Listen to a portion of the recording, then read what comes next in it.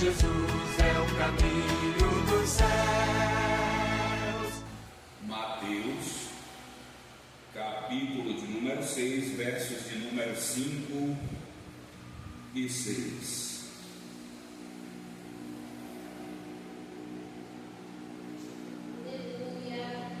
Eu vou ler segundo a minha tradução, os irmãos leem segundo a tradução de vocês. Verso de número 5, que escrito está: E quando orares, não seja como os hipócritas, pois gostam de orar em pé nas sinagogas e nas esquinas das ruas para serem vistos pelos homens.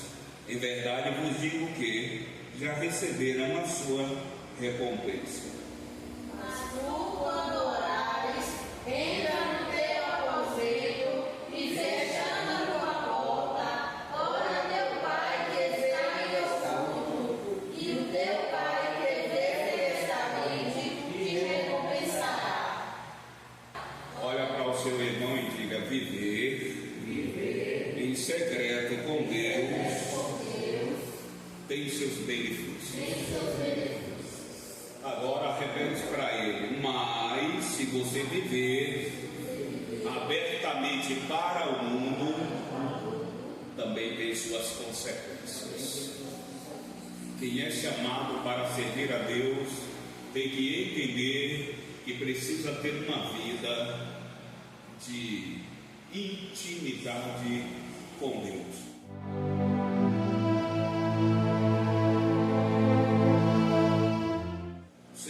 Deixou o Evangelho na terra para que ele fosse uma vitrine. Olha para o seu irmão e diga assim: o Evangelho não é uma vitrine. Ele também não coloca ninguém em vitrines. Existem hoje pessoas que eram para serem adoradores do Senhor, se tornaram artistas gospel e estão nas vitrines e dizem que estão fazendo a obra do Senhor. E isso não é obra do Senhor quando o indivíduo torna-se artista. Pastor não pode ser celebridade, porque senão ele não tem uma vida secreta com Deus. Cantores não podem ser celebridades, porque senão fica revelado que ele não tem uma vida secreta com Deus. Quem muita agenda tem com os homens, pouca intimidade tem com Deus. Quem muito faz para a terra, pouco produz para os céus. Então nós temos que ter uma vida produtiva para Deus. E quem produz para o reino de Deus, apresenta ao Senhor resultado das obras das suas mãos. Falar de uma vida em secreto com Deus é falar de uma vida bem reservada, e nós já falamos disso aqui. Então nós temos que saber que uma vida com Deus é uma vida totalmente regida e governada por Deus. E quem tem uma vida secreta com Deus, ele tem que entender que ele precisa ser totalmente dependente de Deus. Como é que eu revelo que eu tenho uma vida de dependência com Deus? Exemplo: eu quero fazer alguma coisa, tenho dúvidas. Eu quero ir a algum lugar, tenho dúvidas. Eu quero fazer um investimento, tenho dúvidas. Eu quero comprar alguma coisa e tenho dúvidas. Qual é o melhor lugar que eu tenho que ir? Me consultar antes de fazer as coisas que eu tenho dúvidas. Eu tenho que ir até a presença de Deus. Só que a presença de Deus não é a presença do presidente da República, que você tem que passar por assessores, deputados, senadores, seguranças. A presença de Deus é uma presença restrita, que nós só chegamos até lá se nós deixarmos todas as nossas bagagens de lado. Bagagem do pecado, do erro, da mentira, do engano, da prostituição, dos vícios, das manias ruins, dos sentimentos ruins. A presença de Deus é uma presença santa e santificadora. Sempre que o homem consegue chegar na presença de Deus é porque ele já começou a santificar a sua vida. A palavra santificação é uma palavra que tem a sua raiz no hebraico, que traduzido para o nosso português quer dizer separação. Quando eu tenho a minha vida separada do mundo, eu vou conseguir ter uma vida secreta com Deus. Veja o que foi que o salmista Davi falou no Salmo de número 91. Olha só, aquele que habita onde? No esconderijo do Altíssimo. Habitar aqui no original é morar, é ter comunhão, é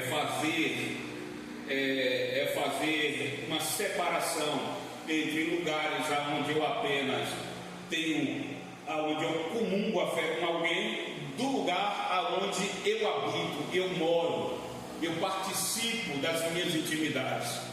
Quem mora no lugar secreto de Deus, como disse o salmista, aquele que habita no esconderijo. O esconderijo é lugar secreto. Todas as vezes que falamos de esconderijo, estamos falando de um lugar bem peculiar, particular, secreto, um lugar que quase ninguém tem acesso, a não ser quem já conhece o esconderijo. Então o salmista chega a dizer que aquele que habita no lugar secreto do Altíssimo, ou seja, daquele que detém todo o poder de Deus, a sombra do Todo-Poderoso descansará. Se só a sombra do Senhor nos faz descansar, o que é que nós queremos viver no mundo de pecado? É bem melhor viver no secreto com Deus, porque temos os seus benefícios. Quando fala de descanso, está falando de um momento bem peculiar. Não é um descanso físico apenas, é um descanso psicológico, sentimental, físico e espiritual. Estar na presença de Deus é ter a certeza que nós temos garantia de vida eterna. O Evangelho aqui na terra nada mais, nada menos é do que um caminho de Deus para o resgate do homem que vivia na vida de pecado e transgressão. Quando nós falamos acerca do secreto, vamos para a etimologia da palavra secreto. A origem da palavra secreto, ela vem do latim, que quer dizer secretus, que significa separado, afastado, isolado, à parte ou confidencial. Olha para o seu irmão e pergunta para ele: você está separado do mundo? Quando falamos do mundo, estamos falando do sistema pecaminoso, porque se você começar a espiritualizar tudo de forma tal que você diz eu não pertenço a esse mundo, você vai se tornar um esquizofrênico, uma pessoa que vai ter mania de perseguição. Todos me perseguem, tudo está contra mim, tudo conspira contra a minha vida, porque você vai espiritualizar tanto a sua vida, dizendo que a sua vida é de Deus e que você está em Deus, que você vai endemonizar tudo. Tudo pela sua frente vai ser demônio, vai ser cão, vai ser todo tipo de hostes espirituais batalhando contra você. E não é bem assim que funciona. Se nós vivemos no secreto com o Senhor e temos aquilo que a Bíblia chama de temor em nosso coração, nenhum mal vai nos alcançar. Ainda que o diabo projete e faça com que o mal fique frente a frente com você, o 34:7 me garante o seguinte: que se eu temo ao Senhor, o anjo do Senhor, não são os anjos, é o anjo do Senhor, que é a representatividade de Cristo, está me guardando em todos os meus caminhos. Então esses são os benefícios de viver em secreto com Deus. Alguém abre a sua Bíblia aí em Salmos 34:7 e vamos afirmar essa verdade. Quando nós nos separamos do mundo, temos os benefícios dos céus. Repete comigo: quando eu me separo do sistema pecaminoso do mundo, os benefícios dos céus vêm sobre a minha vida. Quem encontrou, abre a sua Bíblia e lê. O anjo do Senhor acampa-se ao redor dos que o temem e os livra. Olha que coisa maravilhosa. Isso é benefício de quem vive em secreto com Deus. O anjo do Senhor, representatividade do próprio Cristo. Ele faz o quê? Acampa-se. O que é acampar, irmãos? É manter guarda, está em prontidão, ele não se afasta, ele sempre está ao nosso redor, porque em nosso derredor a Bíblia diz que está quem? Satanás, bramando como leão, todos os dias querendo nos tragar. Aí Jesus está com uma espada desembanhada, dizendo para ele: aquilo que é meu, Satanás, não toca. Benefício de quem vive em secreto com Deus. Secretos, separado, afastado. Como é que eu me afasto das coisas pecaminosas do mundo, irmãos? É quando eu percebo que eu sou tendencioso em alguma área da minha vida, que antes de servir ao Senhor aquilo me atraía e me fazia transgredir contra Deus. Se eu não me afastar daquilo, eu vou ser fisgado, eu vou ser atraído e eu vou cair no pecado, porque eu não vigiei. Sujeitai-vos, pois, a... O que é sujeitar? Ficar debaixo da sua vontade, do seu querer, dos seus desígnios.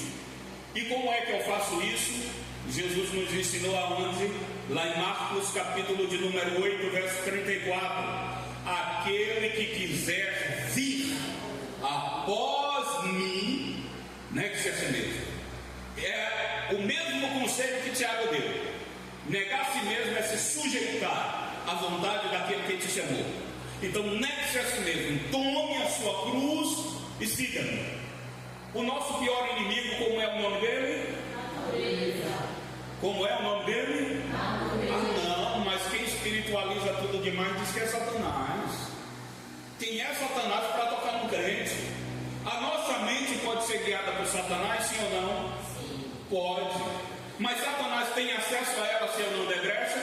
Não, porque a mente do homem é um campo que só Deus prescruta. O diabo não tem um dos atributos que só Deus tem, que é chamado de onisciência. O que é onisciência? O poder de prescrutar o campo da mente. Aí tem muita gente que diz: o diabo botou na mente de fulano de tal para fazer o mal contra fulano de ciclano. Não, ele fez porque ele é ruim, ele fez porque a natureza dele é ruim. Agora, quando ele idealiza fazer o mal, Satanás potencializa, mas ele não tem o poder de entrar na mente de ninguém, porque a onisciência é um atributo que só pertence a Deus. Então vamos deixar essa ideia de que alguém fez o mal para alguém, que fez alguma coisa ruim, porque o diabo entrou na mente. Entrou não, amigo. Deixa de ser ruim e atribuir a culpa da tua ruindade ao diabo. É a tua natureza. É você que precisa domar a sua natureza. E quando você consegue domar e você convida o Senhor para entrar na tua vida, aí então o Senhor faz um milagre. Ele conhece tudo que você está pensando. Olha para umas 2 ou 3 pessoas ao seu redor e diga assim: o Senhor conhece o que você está pensando agora, o que você está sentindo agora, quais são as tuas intenções agora, porque Ele prescruta a sua mente e o seu coração. Mas o diabo não conhece. Ele não conhece. Ele não pode prescrutar. A não ser que eu dê uma brecha em cima de alguma coisa que ele já conhece, que eu sou artimanhoso num olhar, num gestual, em uma atitude, aí ele vai potencializar, porque ele já sabe que o meu olhar, ele já decifrou, já conhecia quando eu era um homem pecador e vivia na transgressão. Aí ele vai potencializar, colocando alguma circunstância, alguma situação diante de mim, para que eu venha fazer aquilo que ele quer potencializar para que eu faça. Mas isso é para quem vive dando brechas para Satanás, vivendo no crivo da natureza humana. Quando Tiago diz assim, sujeitai-vos, pois, a Deus, ele está dizendo: renda-se, resista o combater. Ele está vindo de lá, você não fica assim, ó, não, está repreendido, o sangue de Jesus tem poder, não vou fazer isso não, isso aqui não vai acontecer, Jesus não vai deixar. Você não está combatendo, você está vulnerável. O que é resistir ao diabo? Sujeitando-se primeiro a Deus, você consegue viver em secreto com Ele.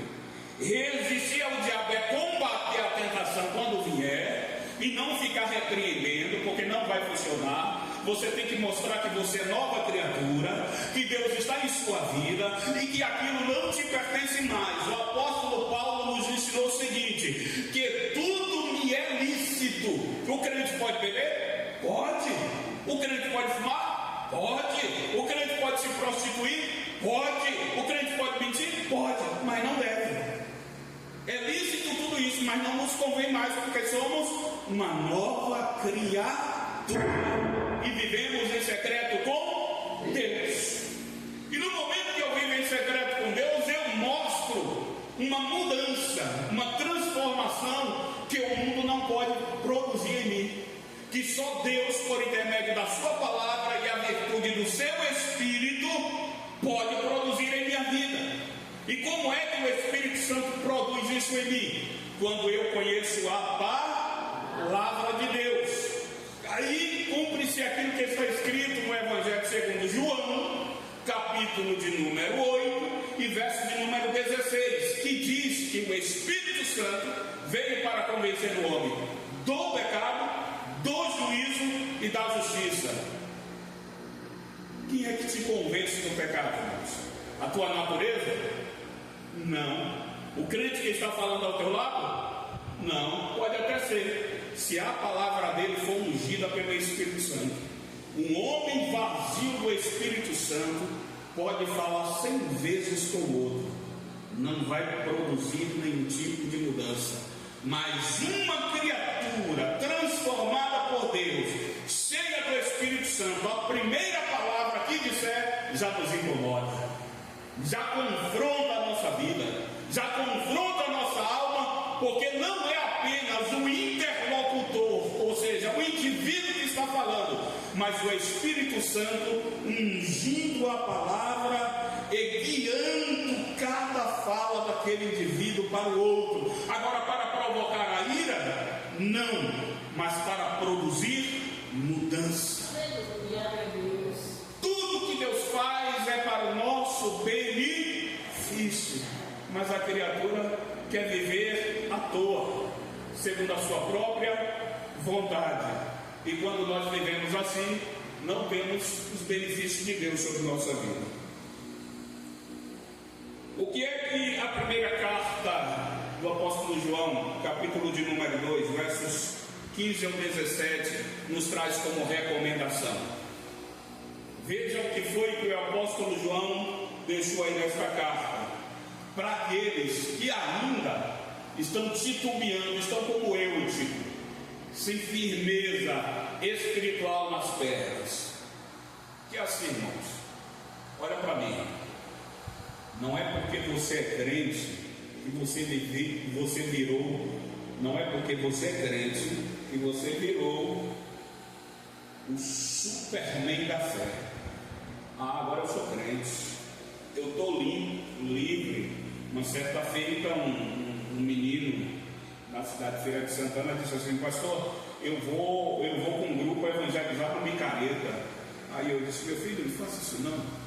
Ele veio das drogas, ele veio do mundo do crime, ele estava no primeiro amor, ele estava com boas intenções, mas eu sabia que ele ainda não tinha estrutura. Eu disse: faça isso não, meu filho. Ele disse: mas pastor, eu estou limpo. Eu disse: o que é estar limpo? Ele disse: eu já não sinto desejo mais disso, daquilo, meu corpo já está desintoxicado. Então eu disse: meu filho, sujeitar-vos pois a Deus. Quanto tempo que você tem de convertido? Ah, pastor, eu já tenho 2 anos. Eu disse: meu filho, não vá não, siga o conselho do seu pastor. Ele disse: não, pastor, mas eu tenho que mostrar para o mundo que Jesus me livrou. Eu disse: mas não, tu não vai mostrar não, meu. O mundo vai mostrar que ainda tem resquícios da velha criatura em você. E talvez você fique por lá. Foi dito e certo. Ele não aguentou.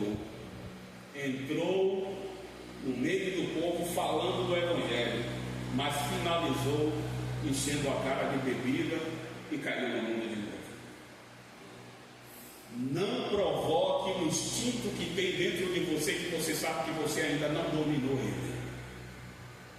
Não provoque uma natureza em você que você sabe que ainda é vulnerável a ela. Não provoque uma tendência da sua natureza que você sabe que Jesus ainda não arrancou de você ou não santificou em você. Corra para o secreto com Deus. E quando você estiver orando, não seja filosófico em suas palavras. Ó Senhor, tu me conheces, tu sabes, não, vá como filho. Ó Pai, como Pai o Senhor conhece as minhas fragilidades.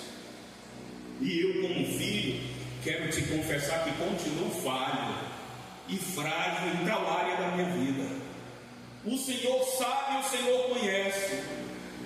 Eu não quero contar para a criatura, para a minha esposa, para o marido, para o irmão, para o pai, para a mãe, para o filho. Eu quero contar para o Senhor, que é o Pai eterno, para que todos esses ao meu redor enxerguem que realmente eu sou uma nova criatura, sem eu precisar abrir a minha boca.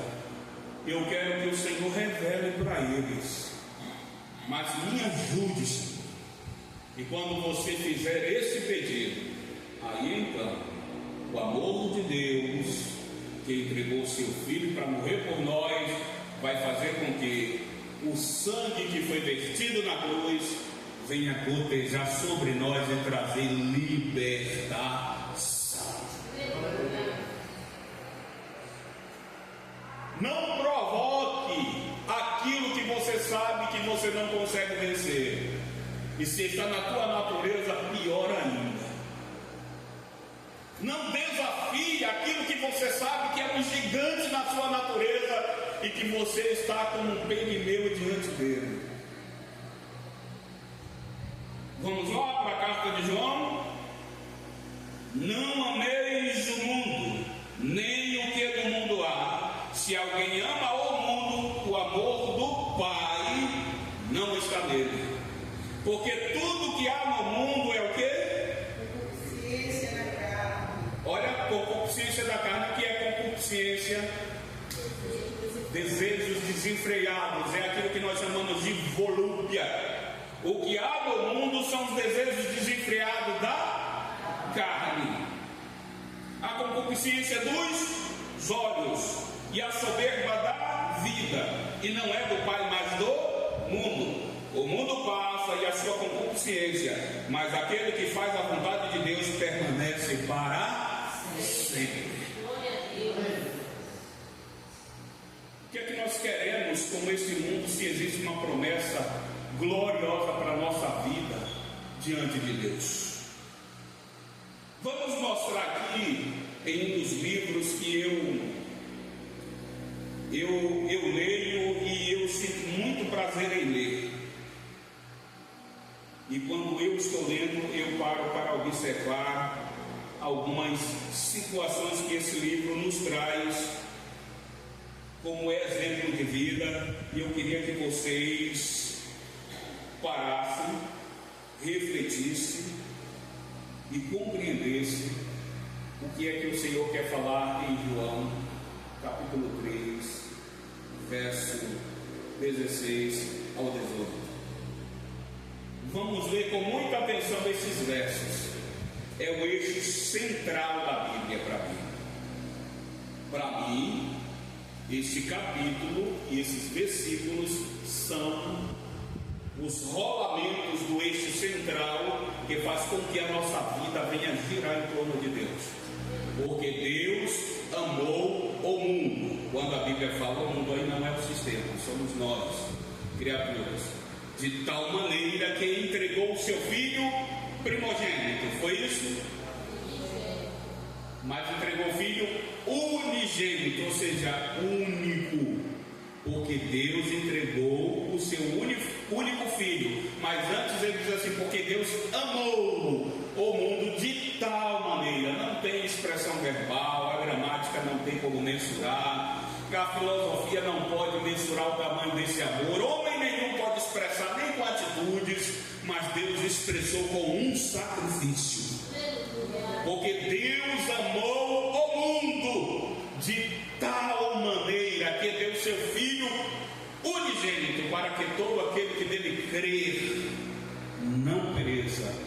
tenha a vida eterna. No Éden, um homem nos tirou o direito da vida eterna pecando contra a palavra de Deus. Em João 3,16, um homem morre na cruz do Calvário para nos devolver de volta à eternidade. Mas para alcançarmos esta eternidade, o que é que nós temos que fazer? Crer. Só precisamos crer, porque Deus amou o mundo de tal maneira que deu seu Filho unigênito, para que todo aquele que nele crer não morra, não pereça, mas tenha vida eterna. Agora tem um porém: eu não creio naquilo que eu não conheço. Para que eu possa crer em Cristo, eu preciso me aproximar dele. E como é que eu me aproximo de Cristo? Por intermédio da sua palavra. Não somente lendo a Bíblia, mas me aprofundando na Bíblia, tendo entendimento acerca da Bíblia, pedindo ao Senhor sabedoria para compreender o que está escrito na Bíblia. Mas tem uma palavra aí que foi um divisor de águas, foi a palavra-chave. Pedindo a Deus o que? Sabedoria, para compreender o que está escrito aonde? Mas em Provérbios diz que o temor a Deus é o princípio da sabedoria. Eu não vou ter sabedoria se eu não for temente. Eu não vou ser temente se eu não tiver uma vida no secreto. Então tem todo um caminho, uma estrada. Você vai ter que pagar pedágios, amiguinhos. Repete comigo: no caminho que conduz aos céus, tem o primeiro pedágio, chamado renúncia. O segundo pedágio, chamado santificação. O terceiro e último pedágio para entrar na porta é chamado de glorificação. Então você vai ter pelo seu caminho dificuldades, mas você vai ter que vencer todas. No seu caminho vai ter barreiras, mas você vai ter que superar todas. Caso contrário, você vai ficar no caminho, vai perder a vida eterna e não vai conseguir ter uma vida no secreto com Deus. É triste, né? Mas é uma realidade. Quantos vão ficar no caminho? Por quê? Andaram com a Bíblia na mão, se vestia como crente, falava como crente, mas não tinha uma vida de comunhão com Deus. Um bocado de terno e gravata, um bocado de irmãzinhas que vestia até o calcanhar, até tinha copo. Falava como crente, cantava como crente, orava como crente. Olhem todos para mim, todos. E pergunta assim: por que, pastor, esses vão se perder? Por que, pastor, esses vão se perder? Porque viviam como crentes, como quem ia para o céu, como quem tinha aspectos de quem ia para o céu, mas vivia como quem ia para o céu, com o coração desejando aquilo que leva ao inferno. Aí não tem como ter salvação eterna.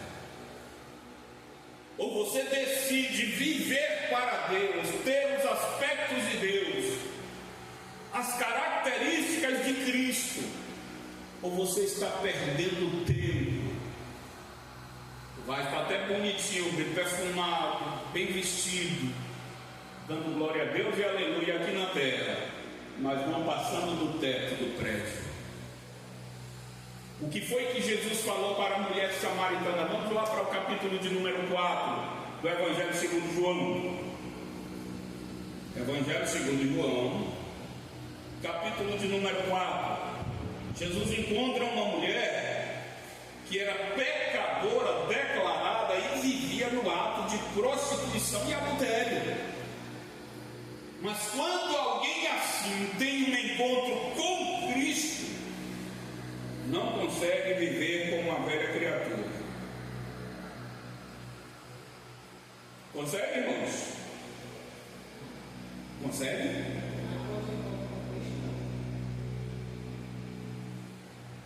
Esqueci o nome do jovem.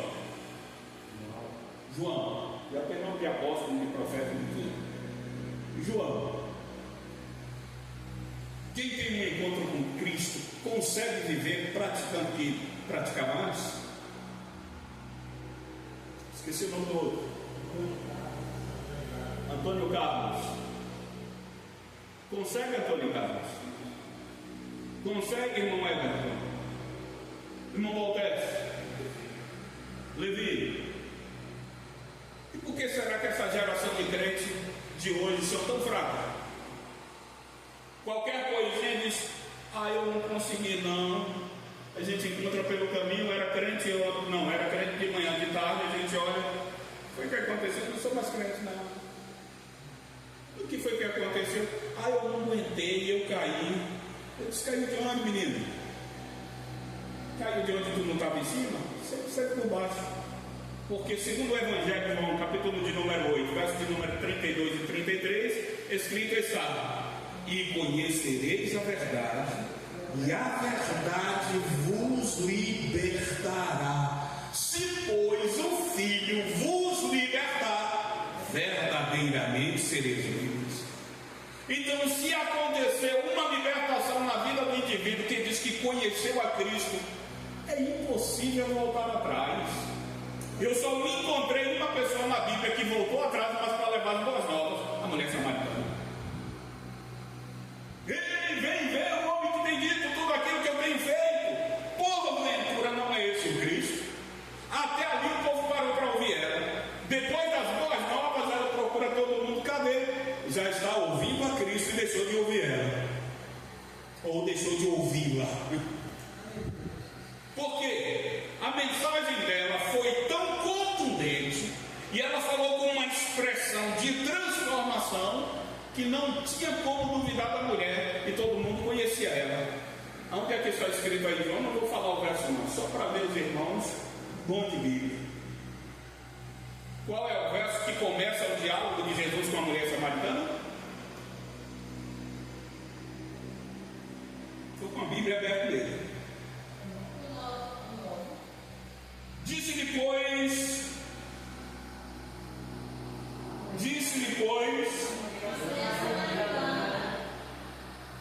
então não foi aqui o início do diálogo? Oi?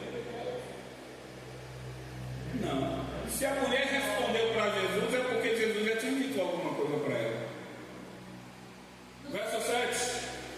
Veio uma mulher de Samaria tirar água e disse-lhe Jesus: dá-me de beber. No verso 7 começa o diálogo de Jesus com a mulher samaritana.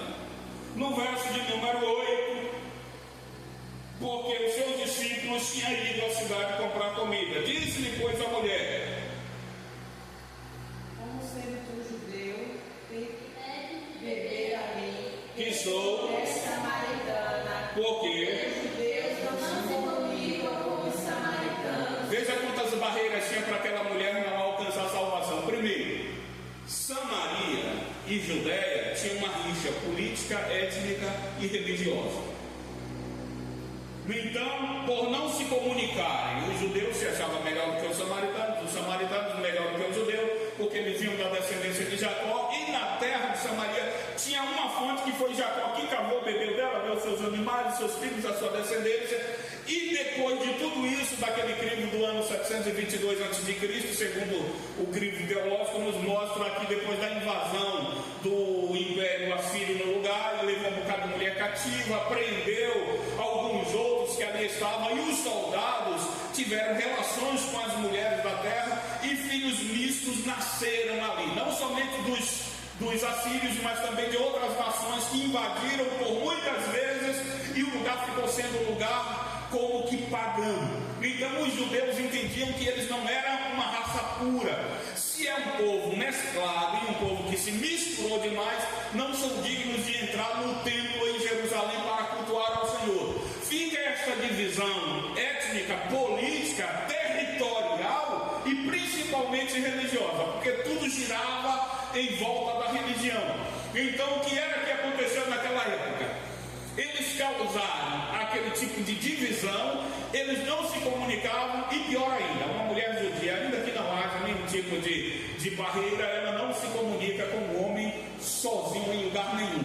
A mulher judia, na cultura judaica daquela época, ela não respondia ao homem se ela estivesse em um lugar reservado, sozinha, e dentro da cultura também o homem não podia puxar nenhum tipo de assunto com ela. Era falta de respeito e quebra de princípios. Hoje não, o negócio está muito para frente. Cabra chegou lá, a mulher está sozinha, ele já olha e diz que é crente. Bate-ô, vaza. Não é nem vaza, é vaza. Bate-ô, vaza. E se perceber que a mulher é vulnerável e o indivíduo for um falso profeta, minha irmã, Deus me trouxe aqui e eu entendo que tem uma palavra de Deus para tu.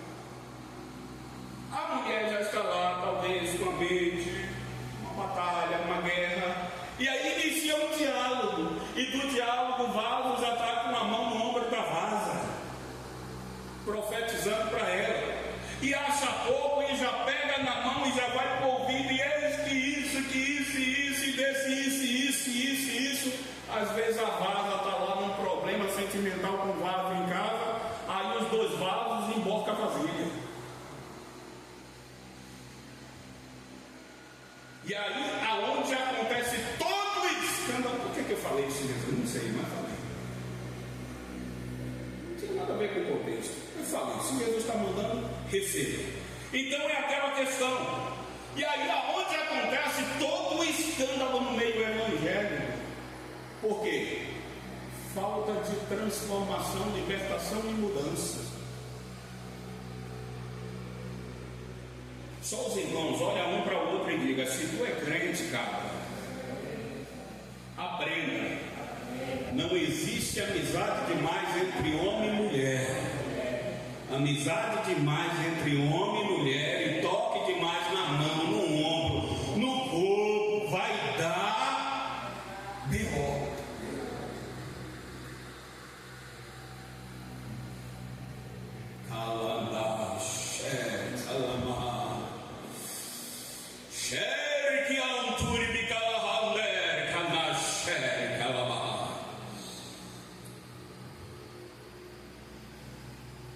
Voltando, quando Jesus chega, a mulher conhece, veja que é uma mulher no ato, que vivia no ato pecaminoso, para não falar o resto das práticas.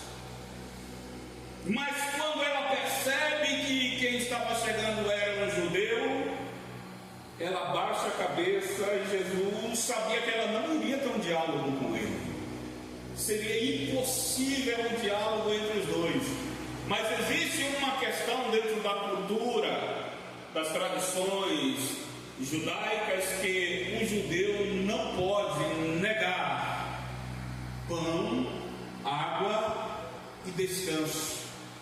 Aí Jesus disse: não tem como ter um diálogo, ela não vai me responder, eu peço água, ainda que ela negue, ela tem que me responder. Mulher, dá-me de beber. E ela, como pode ser tu judeu? Mas ela estava olhando para onde?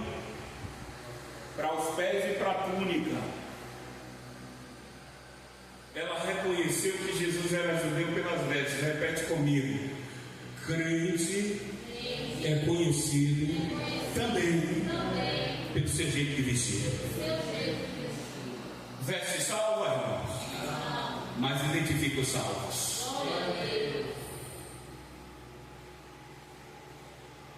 Como pode ser tu judeu pedir de beber a mim que sou mulher samaritana? Vamos para a Bíblia.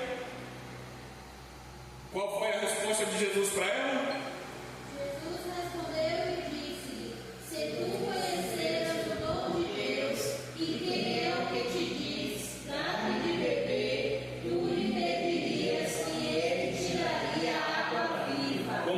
Jesus disse? Se tu conheceras o dom de Deus, e o que dá-me de beber, tu, lhe pedirias que ele te daria água viva. Jesus falou dele na primeira ou na terceira pessoa?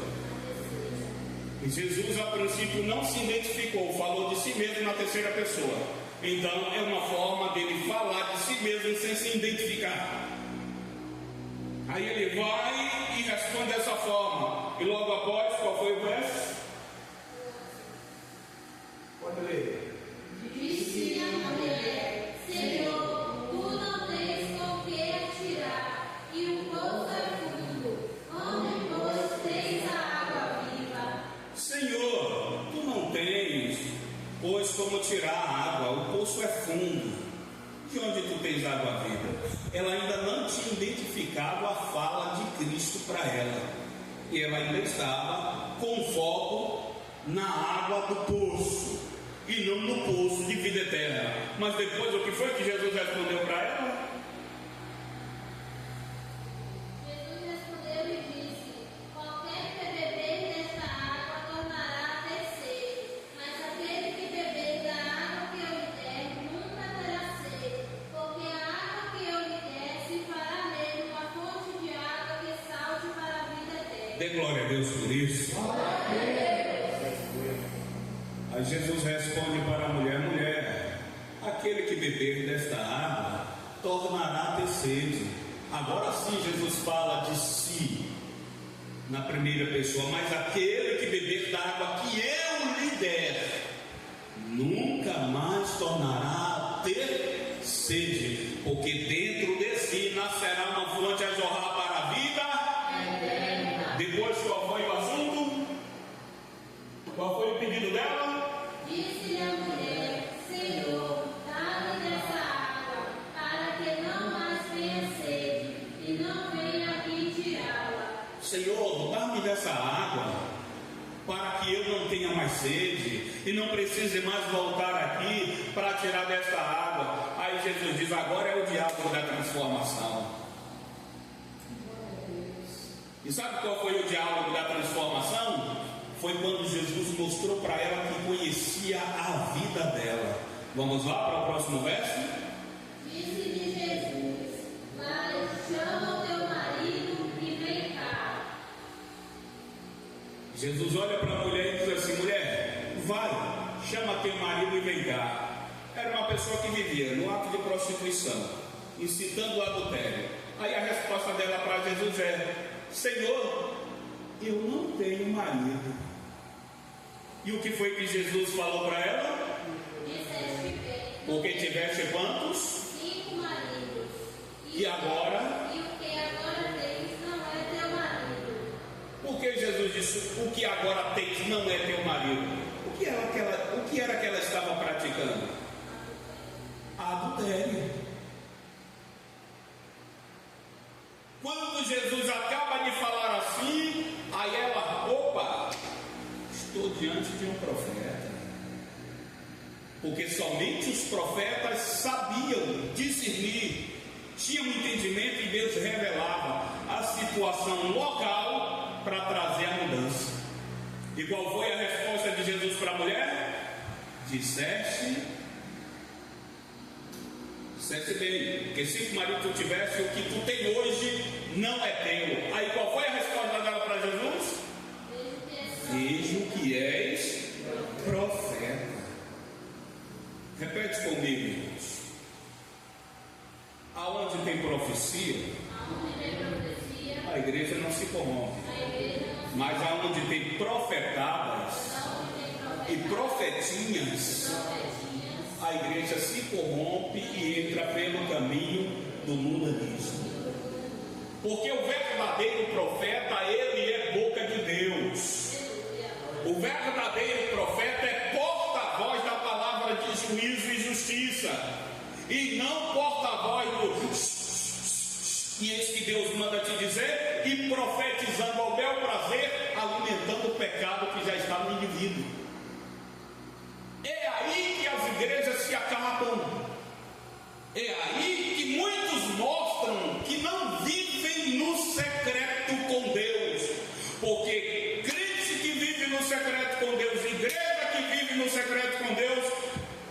se engana com ninguém. Pecado não fica debaixo do tapete, santificação tem na casa, tem Deus falando, tem Deus mostrando, tem Deus revelando e tem Deus dizendo: entra pela porta. Nele ansuri que libiande.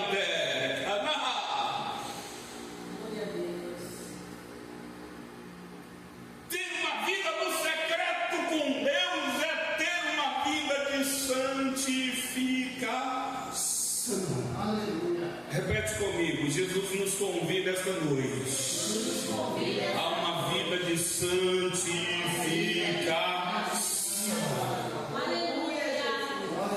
Glória a Deus.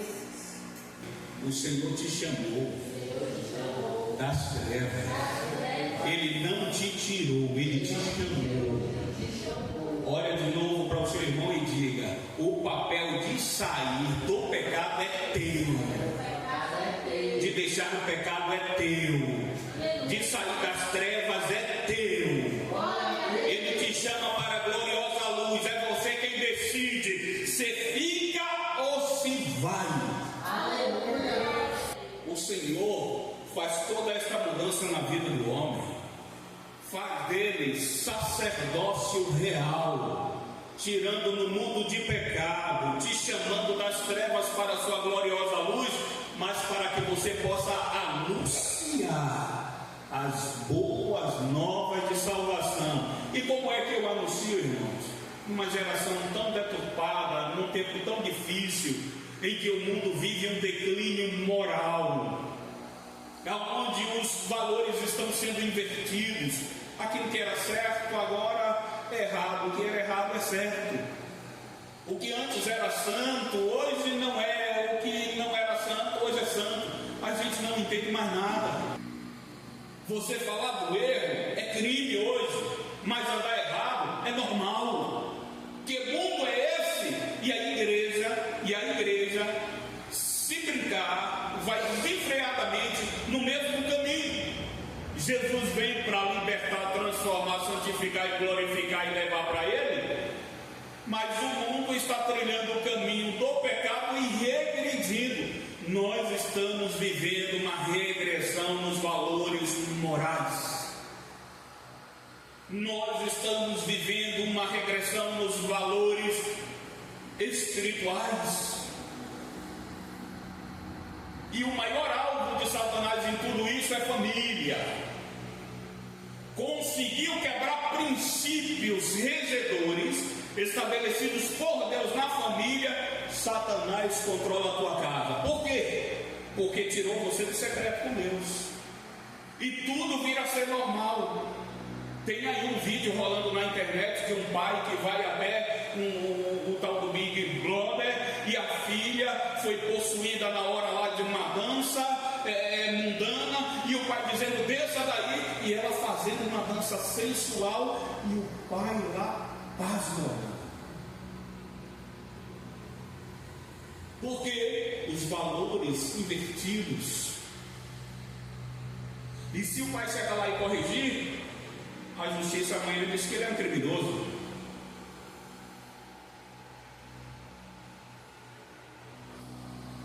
Diga assim: você precisa.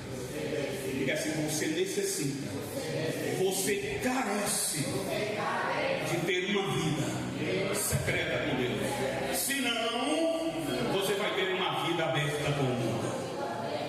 Pode observar que todo mundo que é popular demais no mundo, pouca comunhão ele tem com Deus. Porque a Bíblia diz que luz e trevas não se unem. Não há união entre luz e trevas. Mas pastor, porque eu sou crente, eu vou ter que ser inimigo de todo mundo? Não, falo com todo mundo. Aperte a mão não de todos. E viva no meio daqueles que edificam a sua vida. O que foi que o salmista falou lá em Salmos de número 1? Vamos lá? Cita aí para a gente finalizar. Bem-aventurado o varão que não anda segundo o conselho dos ímpios,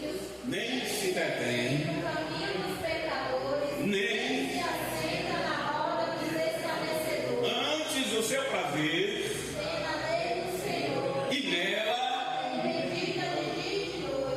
se ele tem tempo para meditar na palavra de Deus de dia e de noite, ele não vai ter tempo para estar no mundo jogando conversa fora, sentado na roda dos escarnecedores, andando no caminho dos ímpios. Não tem, irmãos.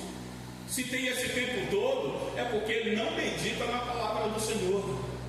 Então nunca terá uma vida do secreto com Deus. Segredo não é coisa fácil não, irmãos. Sabe por que não é coisa fácil? Porque ser crente é ser cidadão dos céus em uma terra corrupta no pecado. Você está aqui, mas tem que estar com a mente ligada nos céus. Você está na terra, mas desejando mansões celestiais. Você está aqui, mas mantendo uma vida de comunhão com Deus. Isso é ser crente. Amém? Amém. Coloca a mão assim no seu peito. Eu vou pedir a Deus que te ajude a manter uma vida no secreto com Ele. Senhor, a tua palavra foi ministrada, o teu povo ouviu a tua voz. Nós não falamos segundo aquilo que nós intentamos falar, nós falamos aquilo que fomos direcionados por ti, segundo a necessidade do teu rebanho. Ó Pai, nós pedimos nesse momento, faz com que eles venham compreender o quanto é importante ter uma vida de intimidade contigo, ter uma vida no secreto com o Senhor, para que eles possam usufruir dos benefícios desta vida de intimidade.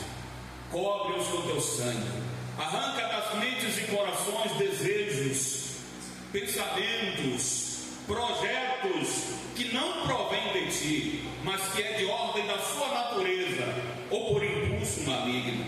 Lança por terra, Senhor, aquilo que não edifica, que não constrói e que não santifica, que estiver sobre a vida do teu povo, para que o Senhor seja glorificado na vida deles e para que eles sejam um exemplo para outros e que vidas venham chegar a ti através do nosso testemunho, para a glória do teu nome. Amém.